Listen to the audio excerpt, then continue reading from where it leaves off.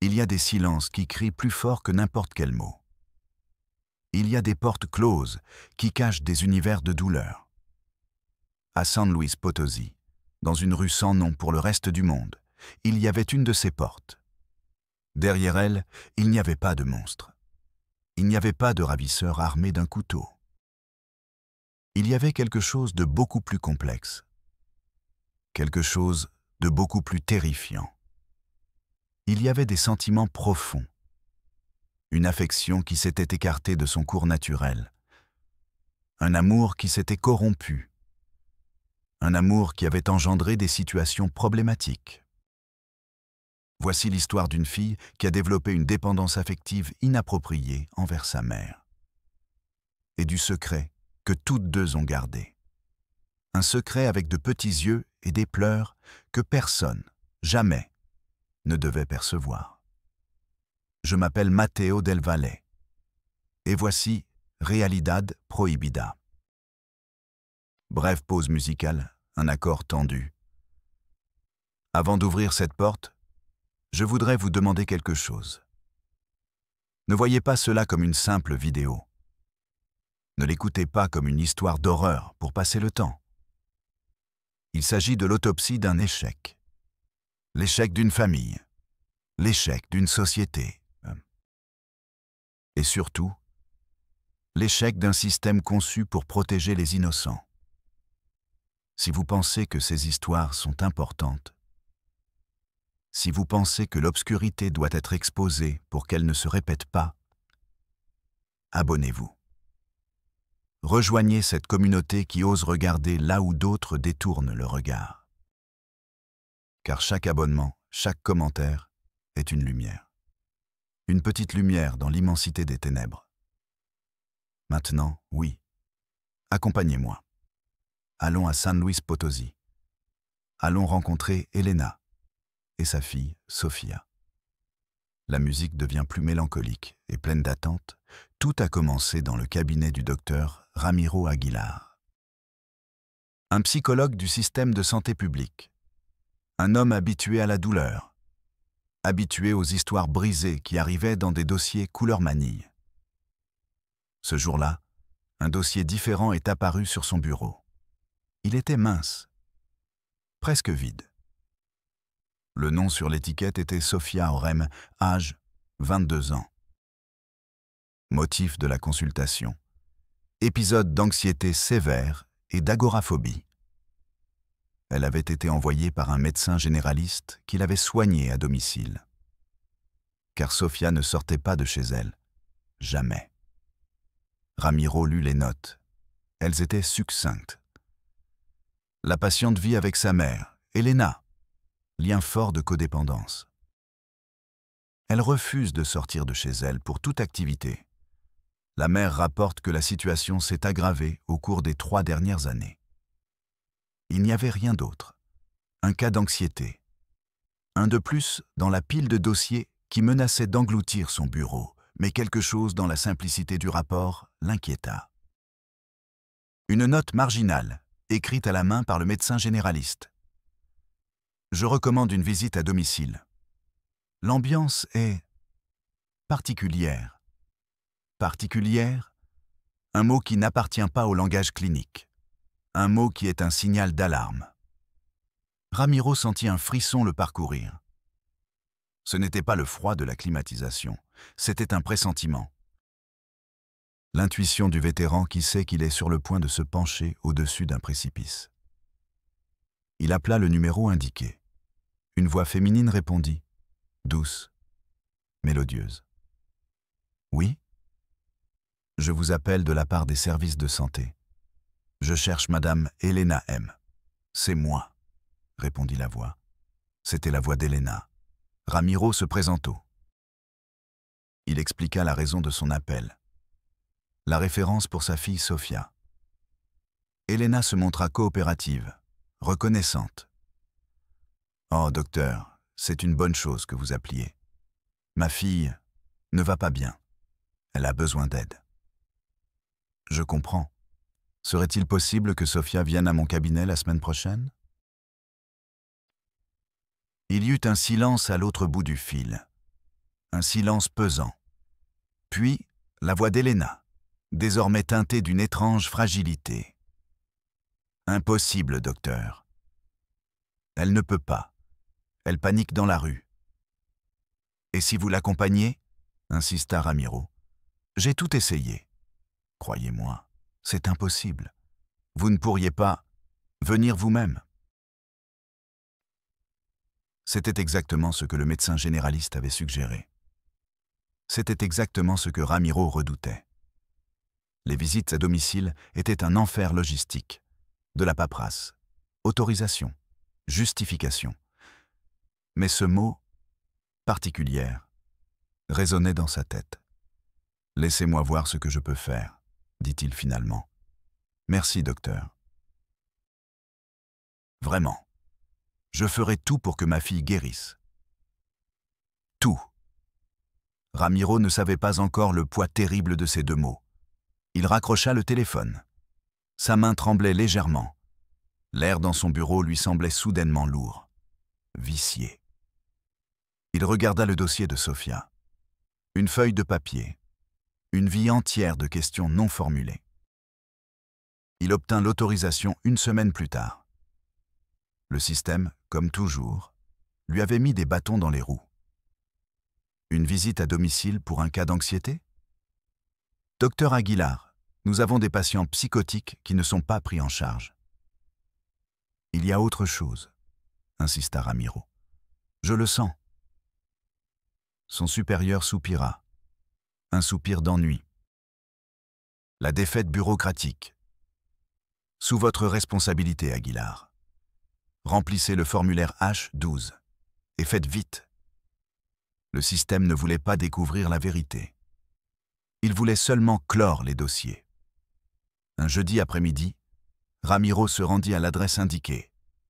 Un quartier de classe moyenne inférieure. Des rues poussiéreuses. Des maisons identiques.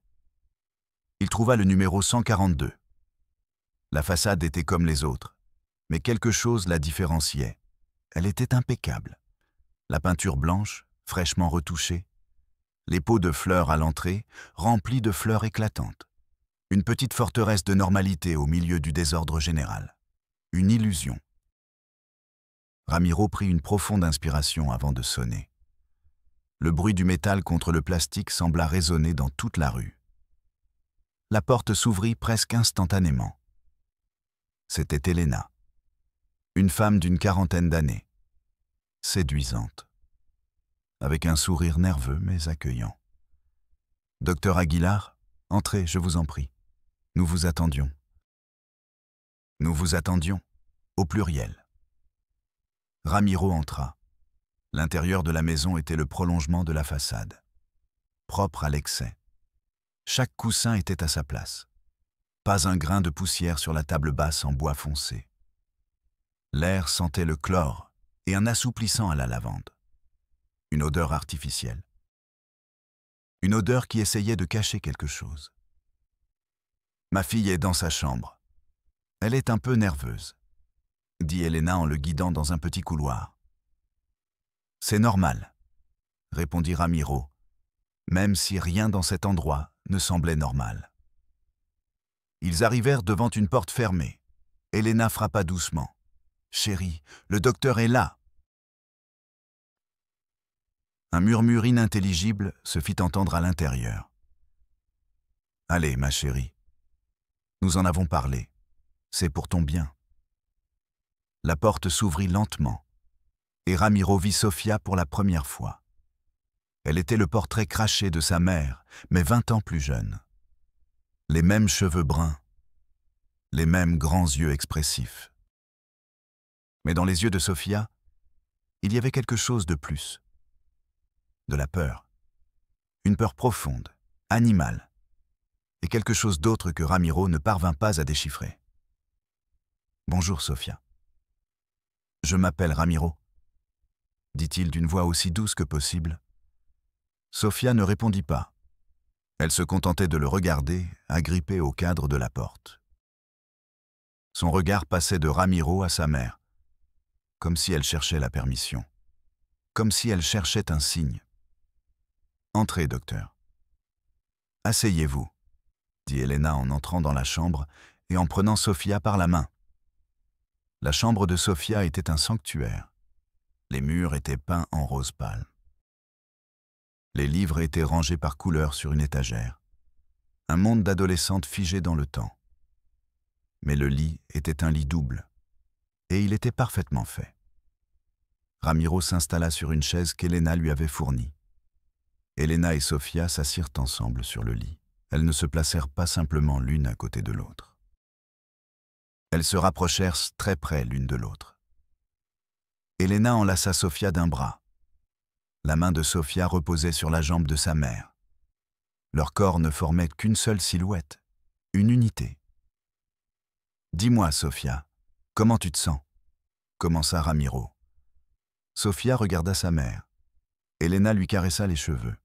« Réponds au docteur, ma chérie. Fais-lui confiance. » La voix de Sofia n'était qu'un murmure. « J'ai peur. »« Peur de quoi ?» demanda Ramiro. « De sortir ?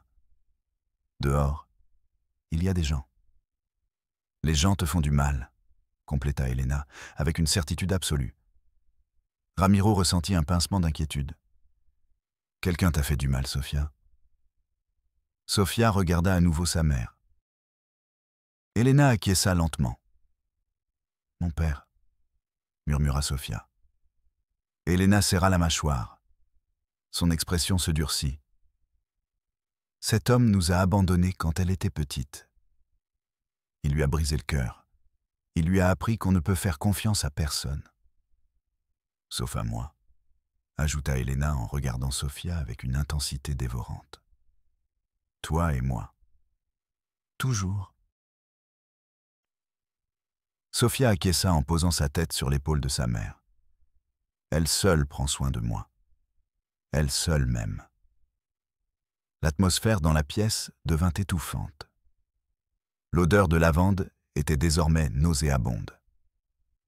Ramiro avait l'impression de se noyer dans un océan d'affections toxiques. Ce n'était pas de l'anxiété. C'était une symbiose, une fusion.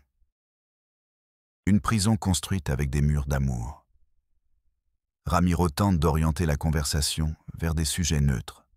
L'école, les amis, les loisirs. Sofia avait quitté le lycée. Elle n'avait pas d'amis. « Je n'en ai pas besoin », disait-elle. Son seul passe-temps était de regarder des films avec sa mère, de lire les livres que sa mère lui achetait. Son monde entier était contenu dans ces 4 murs. Et au centre de ce monde, il y avait Elena. La séance d'1 heure lui sembla une éternité. Lorsque Ramiro se leva pour partir, quelque chose se produisit. Un bruit. Un petit gémissement provenant d'une pièce voisine. Un son faible, presque imperceptible. Ramiro s'arrêta net. Qu'est-ce que c'était ? Le sourire d'Elena se figea. La panique dans les yeux de Sofia s'intensifia. « Rien, docteur. C'est le chat du voisin. Il fait toujours du bruit. » Mais cela ne ressemblait pas à un chat. Cela ressemblait à un bébé qui pleure. Ramiro sentit les poils de sa nuque se hérisser. Le froid dans son estomac se transforma en un bloc de glace. « On dirait un enfant », dit-il en gardant une voix ferme. Elena se leva. Son corps formait une barrière entre Ramiro et le reste de la maison. « Vous vous trompez, docteur. Nous ne sommes que toutes les deux ici. » Sa voix était aimable, mais ses yeux étaient d'acier. « Nous vous remercions de votre visite. Je vous accompagne à la porte. » C'était un ordre, pas une invitation. Ramiro savait que s'il insistait, cette porte se fermerait à jamais. Il acquiesça. En remontant le couloir, l'odeur du chlore lui brûla le nez. Il comprenait maintenant. Ce n'était pas pour nettoyer, c'était pour désinfecter, pour effacer, pour cacher. Une fois dans la rue, dans sa voiture, Ramiro ne parvint pas à démarrer le moteur. Ses mains tremblaient violemment. Une sueur froide perlait sur son front. Le bruit, ce petit gémissement, ce n'était pas le chat du voisin, c'était le secret. Le secret qui vivait dans la chambre d'à côté. Le secret qui expliquait le lit double. La symbiose. L'horreur. Ramiro sentit une vague de nausée le submerger. Elena et Sofia, mère et fille. L'amour qui avait pourri. Et au milieu de cette pourriture, un fruit, un enfant. Le fils de la fille et de la mère. L'horreur avait un nom non prononcé. Un visage non vu. Ramiro appuya son front contre le volant. Le plastique froid contre sa peau était la seule chose réelle à ce moment-là. Le monde extérieur, avec son soleil et ses bruits de circulation, semblait être une farce. La seule réalité était celle qu'il venait de laisser derrière lui, dans la maison numéro 142, la maison du silence et de la lavande, la maison de l'amour interdit, et de l'enfant qui n'aurait pas dû exister. Pause dramatique. La musique s'arrête complètement pendant quelques secondes, puis revient, plus sombre. Comment en arrive-t-on là? À quel moment franchit-on la ligne invisible entre l'affection et l'abus? Ramiro passe la nuit éveillé, reconstituant l'histoire non racontée. Une histoire que le système ne prendrait jamais la peine d'enquêter. L'histoire commença par un abandon. Le père de Sofia est parti. Un jour, il n'est tout simplement pas rentré du travail. Il a laissé un vide. Un cratère dans la vie d'Elena et de sa fille de 8 ans. Elena a dû être forte. Elle a dû être à la fois père et mère. Elle avait 2 emplois. Elle rentrait à la maison épuisée. Et elle trouvait Sofia qui l'attendait. Sofia était son ancrage, sa raison de continuer. « C'est toi et moi contre le monde, ma fille », lui disait-elle. Et Sofia le croyait. Le monde extérieur était l'endroit où les pères abandonnaient leurs filles. Le monde intérieur, leur maison, était le seul endroit sûr. Le seul endroit où il y avait de l'amour. Sofia a grandi. Son corps a changé. Mais son monde ne s'est pas élargi.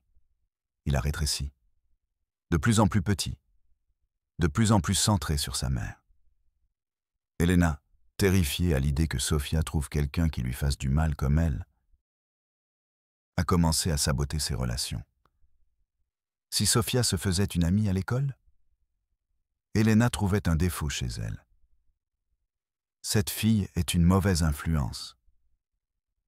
Si un garçon s'intéressait à elle, Elena la convainquait qu'il voulait seulement l'utiliser. Tous les hommes sont pareils. Peu à peu, l'isolement s'est achevé. Sofia a cessé d'essayer. Pourquoi faire? Elle avait sa mère. Sa mère était sa meilleure amie, sa confidente, son tout. Les nuits sont devenues son refuge. Elle regardait des films dans le lit d'Elena. Elle parlait pendant des heures. Elle dormait enlacée, à la recherche de la chaleur que le monde leur avait refusée. Une nuit, l'étreinte est devenue autre chose. Une caresse a duré plus longtemps que prévu. Un baiser sur le front est descendu jusqu'aux lèvres. Il n'y a pas eu de violence. Il n'y a pas eu de contrainte. Il y a eu de la confusion. Il y a eu de la solitude. Il y a eu un amour désespéré qui n'a trouvé aucune autre issue. Pour Sofia, c'était la seule forme d'amour qu'elle connaissait. Pour Elena, c'était le moyen de s'assurer que sa fille ne l'abandonnerait jamais, jamais. Elles sont devenues amantes. Une parodie tordue d'un couple. Et le monde a complètement disparu. Jusqu'au jour où le corps de Sofia a commencé à changer d'une manière nouvelle. L'horreur n'était pas l'acte. L'horreur était la conséquence. Sofia était enceinte. La panique s'empara d'elle. Le secret ne pouvait plus être contenu entre 2 corps. Il avait désormais son propre rythme cardiaque. Elena prit le contrôle. Personne ne devait le savoir. Personne. Sofia quitta le lycée. L'excuse était l'anxiété. La grossesse fut dissimulée sous des vêtements amples. L'accouchement eut lieu à la maison, dans le même lit où le secret avait été conçu. Elena a coupé le cordon ombilical. Elena a nettoyé le nouveau-né, un garçon. Ils l'ont appelé Gabriel, un nom qui ne serait jamais inscrit sur aucun document officiel. Gabriel, le fils du secret, le petit-fils de sa grand-mère, le frère de sa mère. Une aberration généalogique. Un enfant condamné à la non-existence. Il a été enfermé dans la pièce d'à côté.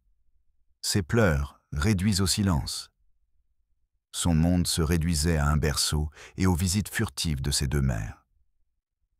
Il grandit sans voir la lumière du soleil, sans entendre le bruit des autres enfants, sans savoir qu'il existait un monde au-delà de ces quatre murs. C'était l'enfant que Ramiro avait entendu, le fantôme qui hantait la maison de la lavande. Pause. La musique devient presque un bourdonnement de basse fréquence. Ramiro arriva à son bureau le lendemain avec une détermination à toute épreuve. Il devait sortir cet enfant de là. Il devait briser ce cercle vicieux. Il se rendit au bureau du DIF, le système pour le développement intégral de la famille. Il obtint un rendez-vous avec une assistante sociale, une femme au regard fatigué, entourée de piles de dossiers. Ramiro lui expliqua le cas, la visite, la maison, la symbiose et le bruit, les pleurs d'un enfant, d'un. L'assistante sociale l'écouta sans l'interrompre. Lorsque Ramiro eut terminé, elle soupira. « Docteur Aguilar, avez-vous vu l'enfant ?»« Non, mais je l'ai entendu. » Et la réaction des filles. « Docteur, l'interrompit-elle, nous avons besoin de preuves. Nous ne pouvons pas agir sur la base d'un pressentiment ou d'un bruit. C'est plus qu'un pressentiment. C'est la seule explication logique à tout ce que j'ai vu. L'agoraphobie de la fille, l'isolement, la relation avec la mère. C'est possible. Mais légalement, j'ai les mains liées. Que voulez-vous que nous fassions? Enfoncer la porte parce que vous avez cru entendre des pleurs? La frustration laissait un goût métallique dans la bouche de Ramiro. « Et que suggérez-vous que je fasse ?» demanda-t-il, la voix chargée de colère contenue. Elle désigna une pile de papier dans le coin de son bureau. « Remplissez le formulaire « Suspicion de mise en danger d'un mineur. Soyez aussi précis que possible. Joignez votre rapport psychologique. Nous le transmettrons à notre équipe d'enquêteurs sur le terrain. » « Et quand viendront-ils » insista Ramiro. Elle haussa les épaules. « Nous avons une liste d'attente de plusieurs mois. Il y a des cas confirmés, avec des enfants battus, mal nourris. Ceux-là sont prioritaires. Plusieurs mois. » Gabriel n'avait pas plusieurs mois. Ramiro eut l'impression que les murs du bureau se refermaient sur lui. L'air sentait le vieux papier et le café rassis. Le bruit d'un ventilateur de plafond grinçant était la bande sonore de l'indifférence. Il sortit de là avec le formulaire à la main. Un bout de papier. La réponse du système à l'horreur était toujours un bout de papier. Il n'abandonna pas. Il se rendit au ministère public. Il tente de déposer une plainte officielle. Il dut s'entretenir avec un jeune fonctionnaire, plus soucieux de ses ambitions professionnelles que de la sensibilité envers les victimes. Ramiro exposa à nouveau la situation. Cette fois, il fut plus direct. « Je soupçonne une relation familiale irrégulière entre la mère et la fille. Et je pense qu'il y a un mineur, issu de cette relation, confiné dans la maison. Vous parlez d'inceste entre femmes. Oui. Docteur, avec tout le respect que je vous dois, le délit d'inceste nécessite un rapport sexuel. Légalement, c'est une zone grise, très difficile à prouver. Il y a un enfant enfermé, s'est exclamé Ramiro. Un enfant que vous n'avez pas vu. répliqua l'agent, avec un calme irritant. Un enfant qui, si votre théorie est vraie, n'a probablement pas d'acte de naissance. Légalement, il n'existe pas. Et qu'est-ce qu'on fait? On attend qu'il meure pour qu'il existe alors en tant que cadavre? L'agent se cala dans son fauteuil, qui grinça en signe de protestation. Écoutez, docteur. J'apprécie votre zèle professionnel. Mais ici, nous avons affaire à des enlèvements, des homicides, du crime organisé. Ce que vous me décrivez ressemble à un drame familial très compliqué. Je vous recommande de suivre la voie du DIF. C'est une question d'aide sociale, pas pénale. Du moins pour l'instant. Il ferma le dossier. L'affaire était close avant même d'avoir commencé. Ramiro resta debout devant le bureau. Il se sentit complètement impuissant. Une rage froide lui parcourait les veines. Le système n'était pas conçu pour rechercher la justice.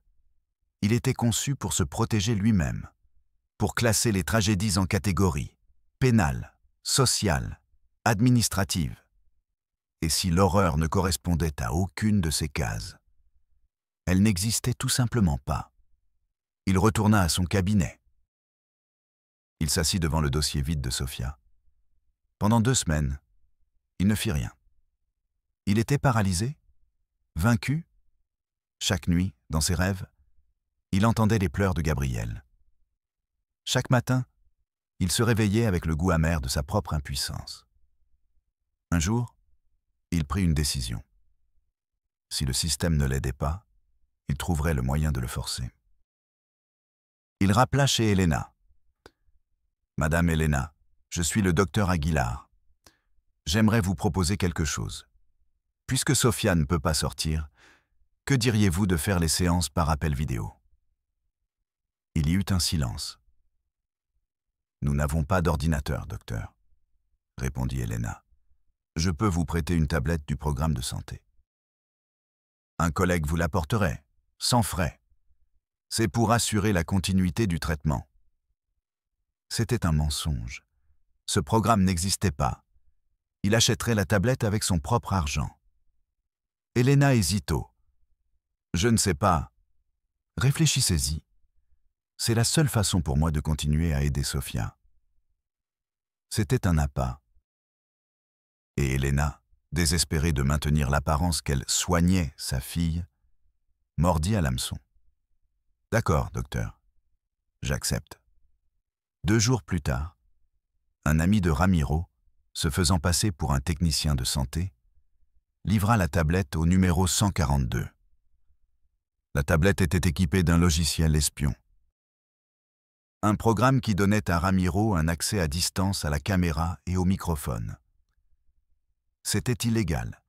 C'était une violation flagrante de l'éthique professionnelle. Ramiro s'en moquait. L'éthique s'arrêtait là où commençait la vie d'un enfant. Ce soir-là, depuis chez lui, Ramiro s'est connecté. L'écran de son ordinateur portable est devenu une fenêtre sur l'horreur. Il a vu la chambre de Sofia. Et il les a vues. Elena et Sofia. Elles ne parlaient pas d'anxiété ni de peur. Elles se comportaient comme un couple. Elles s'embrassaient. Elles se caressaient. Puis, il a vu Elena se lever et sortir de la chambre. Ramiro a activé le microphone. Il a entendu le bruit d'une porte qui s'ouvrait. Puis, les pleurs. Cette fois, c'était clair, sans équivoque. Elena revint dans la pièce. Elle portait un enfant dans ses bras, un petit garçon, pâle et maigre, âgé d'environ 3 ans. Il avait les cheveux foncés de Sofia et les grands yeux d'Elena. C'était Gabriel. Ramiro sentit son cœur s'arrêter. Le voir était 1000 fois pire que de l'imaginer. L'enfant ne parlait pas. Il ne poussait que de petits sons gutturaux. Il se balançait d'un côté à l'autre dans un mouvement rythmique et apaisant. Sofia le prit dans ses bras. Elle le berçait. Mais elle ne le regardait pas comme une mère. Elle le regardait avec un mélange d'amour et de terreur. comme si elle berçait son propre péché. Ramiro enregistra tout. 1 heure de vidéo. La preuve irréfutable. Le visage du secret. Le lendemain, il retourna au bureau du DIF. Il ne prit pas rendez-vous. Il entre directement dans le bureau de la même assistante sociale. Il pose la tablette sur son bureau. « Regardez », dit-il. Il appuya sur « Play ». L'assistante sociale regarda l'écran. Son visage passa de l'incrédulité au dégoût. Du dégoût à l'horreur. À la fin de la vidéo, elle s'est restée silencieuse, les yeux fixés sur l'écran noir. « Mon Dieu », a-t-elle murmuré. Ramiro a attendu. Elle a levé les yeux. Ses yeux étaient remplis d'une rage bureaucratique. « Docteur, vous rendez-vous compte du problème dans lequel vous vous êtes fourré? Cet enregistrement est illégal. Elle est irrecevable comme preuve. Il y a un enfant là-dedans, dit Ramiro d'un calme glacial. Cette vidéo ne prouve rien devant un tribunal. Au contraire, vous pourriez finir en prison. Et l'affaire serait annulée pour vice de procédure. Alors, qu'est-ce qu'on fait? Elle se leva et se dirigea vers un classeur métallique. Elle en sortit un dossier. Maintenant, dit-elle, le regard perdu dans le métal gris, ce n'est plus seulement un cas de mineur en danger. Cela relève d'un éventuel délit de privation illégale de liberté. Cela relève du ministère public. Ramiro eut une sensation de déjà-vu nauséabonde. Je suis déjà allé au ministère public. Ils m'ont dit que cela vous concernait. Elle ne le regarda pas. Elle était occupée à écrire sur une étiquette. Eh bien, la situation a changé. Il y a un nouvel élément. Apportez-leur ceci. Elle lui tendit un document officiel, un simple papier tamponné qui renvoyait l'affaire. Le système ne cherchait pas Gabriel. Il cherchait à transférer la responsabilité à un autre bureau. Ramiro retourna au ministère public, avec la vidéo sur sa tablette et le document officiel à la main. Cette fois, c'est un supérieur qui l'a reçu. Un homme âgé, au visage buriné par 1000 tragédies transformées en dossiers. Il a regardé la vidéo. Il a écouté l'histoire. Son visage n'a montré aucune émotion. Lorsque Ramiro a eu terminé, l'homme a joint les mains sur son bureau. « Je comprends la gravité de la situation, monsieur. Mais la preuve est illégale. Nous ne pouvons pas l'utiliser pour demander un mandat de perquisition. Et nous allons en rester là? » « Je n'ai pas dit cela, » répondit le procureur avec calme. « Nous allons faire les choses correctement. Nous allons ouvrir un dossier d'enquête. Nous enverrons une équipe pour mener un entretien sur le terrain. Si elle refuse l'accès ou si nos agents remarquent quelque chose de suspect, nous aurons alors une base pour demander le mandat au juge. » Quand? Le procureur consulta son agenda. « Ils sont très occupés cette semaine. Peut-être au milieu de la semaine prochaine. » Une semaine de plus. Une semaine de plus pour Gabriel dans cette pièce sombre. Ramiro sortit du bâtiment du parquet et s'arrêta sur le trottoir.